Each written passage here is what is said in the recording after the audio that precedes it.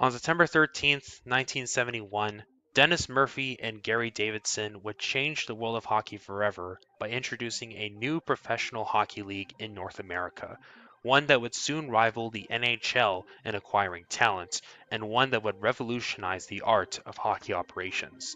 This league was known as the World Hockey Association, or better known by its acronym, the WHA. Hello everyone, my name is King Gratz, and in this video, join me as I briefly discuss the history of the World Hockey Association, the development of its rivalry with the NHL in the 1970s, and in particular talking about the story behind the negotiations of the 1979 NHL WHA merger.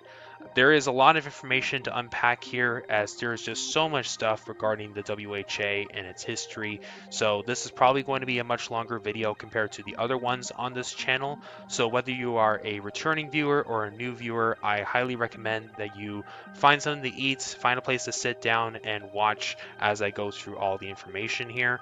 Feel free to use the timestamps that I will include in the description below if you are interested in looking at a particular part of this video. But without further ado, let's begin. So active from 1972 to 1979, the WHA would pounce on an opportunity to grow the sport of hockey by implementing progressive policies that supported the players and tapping into small to medium-sized markets in both Canada and the United States that had been at that point untouched by the NHL. The volatile spending of the WHA, of course, was its biggest flaw, and essentially it would lead to the demise of the league, as many teams essentially had to fold, and in some cases you had teams folding mid-season and others who essentially folded at the conclusion of other seasons. In 1979, the NHL and the WHA would eventually come to an agreement for a merger that essentially would see 4 WHA franchises come to the NHL in the form of expansion teams, and essentially they would now commence their histories at the NHL level while the WHA officially ceased operations. In order for me to really explain how this merger happened, we have to really go from the very beginning. When the WHA was established, it essentially tried to capitalize on a few things. Number one, it tried to capitalize on a lackluster existence of the NHL in smaller to medium-sized Canadian and American cities, with the hope that these smaller markets would help to balance out the larger markets in North America, where the NHL was mostly populated in. In addition, the WHA had incentivized its owners to spend more money, especially more money than what the NHL owners were willing to send. And this, of course, led to a lot of spending that essentially would lead to the demise of the league as a whole. But to give you an example here, in 1972, when the WHA was established with 10 teams, each of those 10 teams paid $25,000 to establish their organization. $25,000 in 1972 was the average salary for one NHL player, which at that time was the lowest of the 4 major North American sports. So you can already see the pattern and what the WHA was trying to accomplish here. At the same time, the WHA owners were incentivized to spend more money on player contracts so that way they can attract more marquee talent and potentially even poach some of that talent from the NHL by essentially trying to make themselves look more progressive and avoid certain NHL policies that were infamous in the 1970s. One in particular being the reserve clause.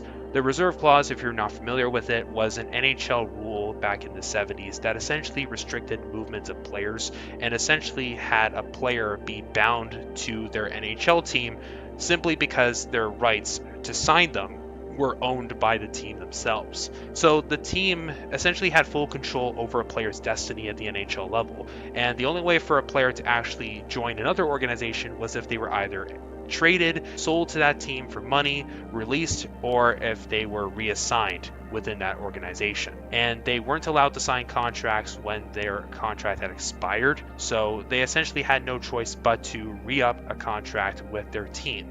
If they didn't sign a contract, then essentially their contract would be extended by 1 year by the reserve clause, so that way the team would still hold that player's rights. The WHA would capitalize on this barrier for NHL player movement, abolishing the reserve clause for the WHA's existence. In October of 1972, the new league said that they wouldn't use the reserve clause, and the league also stated that, quote, the reserve clause won't stand up to the scrutiny of players, players associations, the United States Congress, the public, and the Supreme Courts.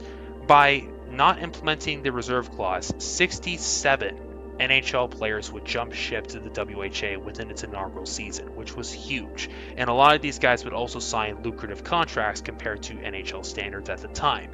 The biggest example was Bobby Hall, who went from the Chicago Blackhawks to the Winnipeg Jets and signed a 10-year contract worth $2.75 million, which at the time was a hockey contract record and was extremely valuable in 1970s money. The WHA also took advantage of NHL draft limits. One thing in particular was that the NHL only allowed for players aged 20 or older to get drafted in the amateur draft. The WHA would remove this limitation and would allow for teenagers to actually get drafted into the league. In addition, the WHA would also tap into the European talent pool, and especially getting players from, let's say, Scandinavia, and even going beyond the Iron Curtain in order to acquire hockey talent. The biggest example being Vaclav Nedomansky, who became the first Czechoslovak-born hockey player to defect to North America to play hockey, and that was in 1974. They did a very good job of diversifying the game and improving the league demographics, which would essentially set the groundwork for bringing European players to North American ice, in particular the NHL. The numerous progressive policies that were in support of player autonomy had essentially infuriated the NHL owners, in particular those who had lost a significant number of players to the WHA. The biggest culprits being the Toronto Maple Leafs and the Boston Bruins when it comes to their anger towards the WHA. For these two organizations in particular, their owners were very much against any sort of negotiations with the World Hockey Association whatsoever. The most egregious example of the NHL trying to block a player leaving the league for the WHA was the Dave Keon situation with the Toronto Maple Leafs. So Leafs owner Harold Ballard essentially blocked Dave Keon from joining the New England Whalers of the WHA, and this led to a very long, drawn-out dispute, and essentially it would create a significant rift between Keon and the Leafs organization for pretty much the next couple decades. The NHL would attempt to block the player defections by using the courts, and the NHL did receive an injunction on the Winnipeg Jets and blocking the players that were going to jump ship to that organization in the World Hockey Association.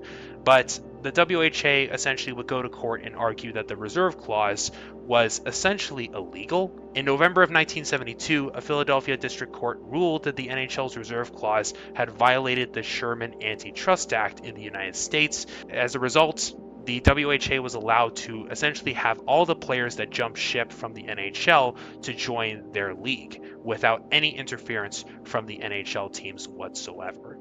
Now, this was really important because this essentially ended the NHL's monopoly on hockey talents in North America and essentially around the world too.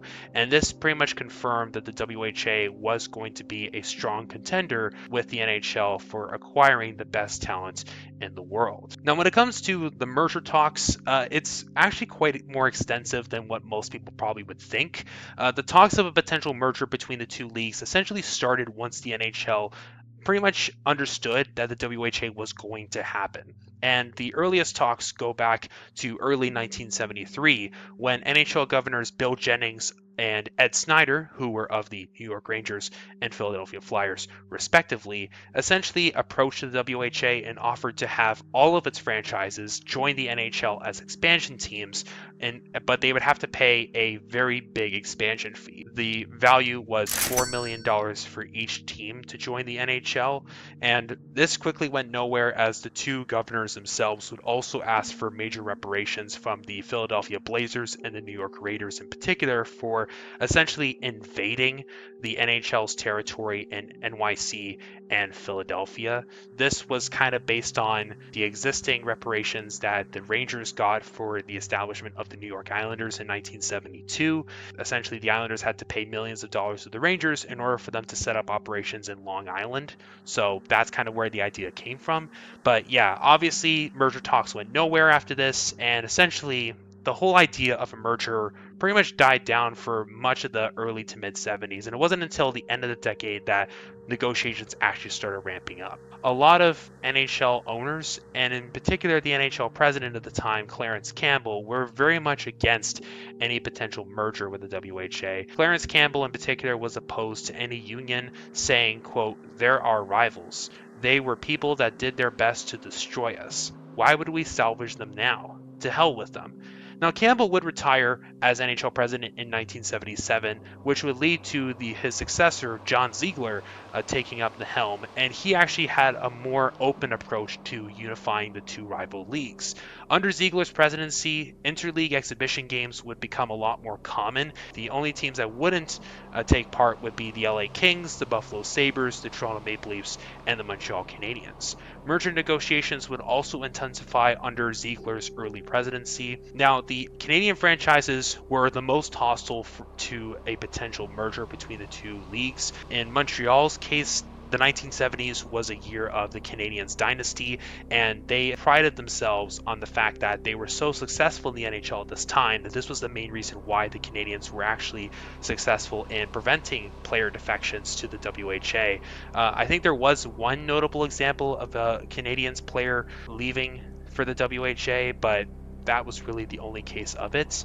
The Toronto Maple Leafs were very much victims of the WHA defections, and Harold Ballard had his own personal grudges against the World Hockey Association. There was also the Vancouver Canucks, who of course had their own things that they didn't like about the WHA, and they also were a fairly recent franchise when the WHA came into existence, so that didn't help out matters at all either. So, you've got all this stuff kind of going on here. Another thing that also should be pointed out is that the Habs, Leafs, and Canucks equally shared between the three of them the NHL TV revenues for Hockey Night in Canada, which was exclusive for the Canadian teams and not for the American teams. So if any NHL WHA merger would happen, this also most likely meant that there would be Canadian teams coming in, and as a result, the TV revenues would get further divided, which the NHL owners did not want. This was already an issue back in 1970 when the Vancouver Canucks came in. The Leafs and Habs had to get major concessions from the NHL in order to accept dividing up the NHL TV revenues between the three of them. Adding any more franchises in Canada was simply a no-no from these three guys. American support, on the other hand, for a merger was a little bit more reasonable, but the American teams were hoping that if there was to be a merger, that there would be an equal balance of expansion fees that the WHA teams would have to pay to the NHL. And this didn't go well with the Canadian counterparts, so once again, we're back at square one here. The fact that any deal between the two leagues essentially required the NHL Board of Governors to have 3/4 support from any potential merger. Essentially, all you needed really was the 3 Canadian teams plus 2 American teams to vote no, and nothing would ever get passed. Now, in June of 1977, John Ziegler would announce that the NHL would create a committee to investigate the possibility of a merger with the WHA.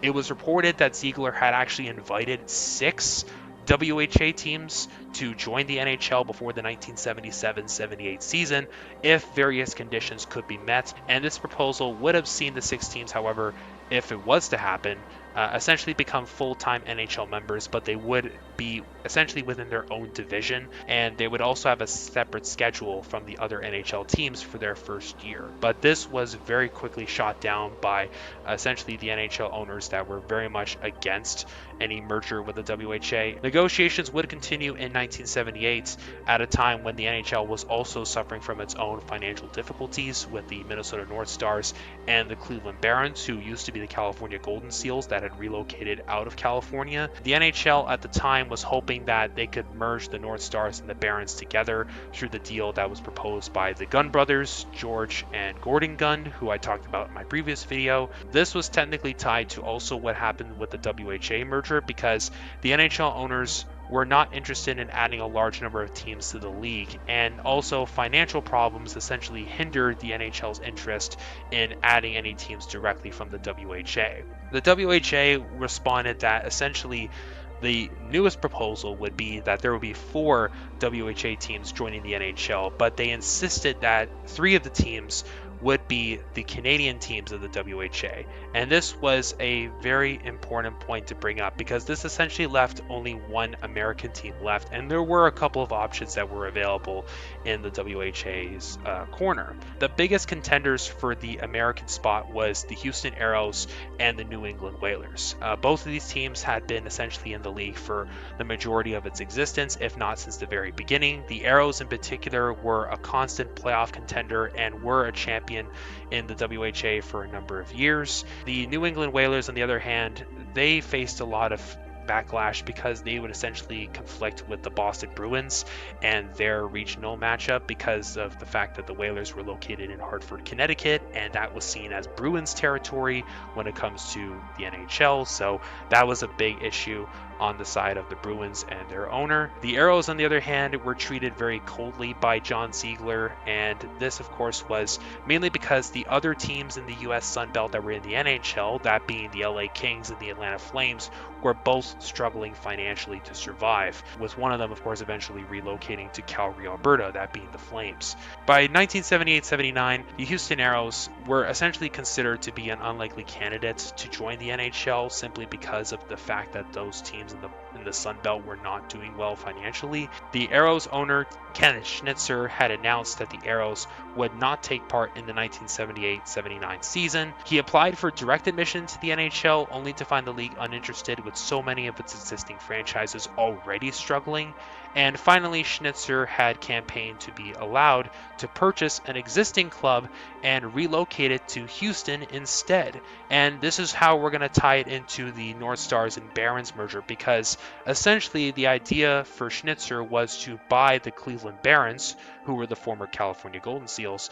Schnitzer essentially assumed that the NHL would want to avoid the most embarrassing end for one of their franchises by having them fold outright, and instead basically decided that he was going to try and buy the Barons and relocate them to Houston, Texas, where they can then commence their operations there. And this almost actually happened, but ultimately it did not go through because the Gunn brothers, as I mentioned, their proposal came in to basically buy the North Stars and merge the Barons with the North Stars franchise into one, and this is basically what happened. And with the merger between the North Stars and the Barons, Schnitzer was out of options, and as a result, on July 9th, 1978, the Houston Aeros folded. The two leagues would eventually reach an agreement in March of 1979 to grant expansion franchises to 4 existing WHA teams. The NHL's original plan was to bring in the New England Whalers, the Winnipeg Jets, and the Edmonton Oilers, but you also had essentially other teams that were technically involved in the negotiations here. It was already assumed at this point that the other American franchises in the WHA, that being the Cincinnati Stingers and the Birmingham Bulls, were essentially going to be excluded from the NHL and were going to have to fold. But the other Canadian team, the Quebec Nordiques, actually petitioned to get into the NHL, and the WHA once again insisted the NHL would take all 3 of its Canadian franchises, and Ziegler would finally agree to make this proposal. So he would propose in 1979 that the NHL would take in these 4 teams, that being the Nordiques, the Whalers, the Oilers, and the Jets, but 12 of the 17 owners had supported the deal, which was 1 short of the required 75% majority. The 5 teams that voted against the agreement in question were the Montreal Canadiens, the Vancouver Canucks, the Boston Bruins, the Toronto Maple Leafs, and the LA Kings. The reasons for opposition, while being various, it would lead to some major public backlash. Once it was announced that the Canadiens were against the merger with the WHA, there was a massive public boycott for Molson. Molson was the brewery and the owners of the Montreal Canadiens. There was a massive boycott for its beer and its products, and essentially all of the WHA markets. So we're talking Quebec, Quebec City, we're talking Edmonton, Winnipeg, and this would also spread to Vancouver because the Vancouver Canucks would sell Molson products at Pacific Coliseum, which was their home stadium. Both of these franchises would suffer massive financial losses because of the boycott, and as a result, the Canadiens decided to reverse course and essentially set up a motion to restart the vote and try to get this proposal in a second time. In addition to this, the Canadian government also had to get involved here with the House of Commons, essentially sending in a letter to the NHL urging them to pass this proposal on a second attempt. So the agreement essentially led to a second vote happening, in which this time the NHL agreed that they would bring in 4 WHA teams, those being the Edmonton Oilers, the New England Whalers, who would become the Hartford Whalers, the Quebec Nordiques, and the Winnipeg Jets, in which they would all join in preparation for the 1979-1980 NHL season, which would increase the league's membership to 21 teams in total, and this was following the merger between the North Stars and the Cleveland Barons, by the way. This essentially commenced only the beginning of the story of the NHL WHA merger of 1979, as there is so much more information on this. So I'm going to probably end it right here. So this is part 1. Please keep an eye out for part 2, where I will discuss more on the story of the NHL WHA merger. Thank you so much for watching. Please don't forget to leave a like and subscribe to the channel if you want to see more content like this one. Thank you again, and I'll see you all in my next video.